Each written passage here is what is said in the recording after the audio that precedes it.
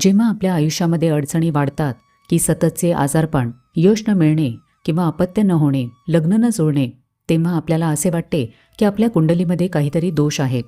मग आपण एखाद्या ज्योतिषाला आपली कुंडली दाखवतो. ज्योतिषी मार्गदर्शन करू शकतात, पण ते अंतिम सत्य नाही. कारण ते उपाय सांगू शकतात, पण दोष हे आपल्या पूर्वकर्मांचे प्रतिबिंब असतात. एखाद्या पूजेमुळे जीवनात फरक पडू शकतो, पण आपले कर्मही त्यास पूरक असावे लागतात. स्वामी म्हणतात की आम्ही अनादी अनंत आहोत. आमच्या भक्ताच्या कुंडलीतील दोष निवारण करून त्याचे भोग निवारण करतो. याची ज्याला जाणीव आहे तो कुंडली वगैरेमध्ये न पडता आमचे नामस्मरण करेल. म्हणूनच स्वामी कृपेने, त्यांच्या सेवेने आणि आपल्या सत्कर्मांमुळे कोणतेही ग्रहदोष सौम्य होऊ शकतात.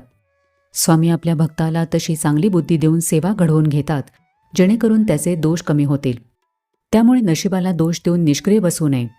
कुंडलीमध्ये 7.5 दशा, महादशा किंवा कोणताही दोष असू दे, या कलियुगामध्ये त्यावर सर्वात प्रभावी उपाय म्हणजे सेवा, उपासना आणि नामस्मरण आहे.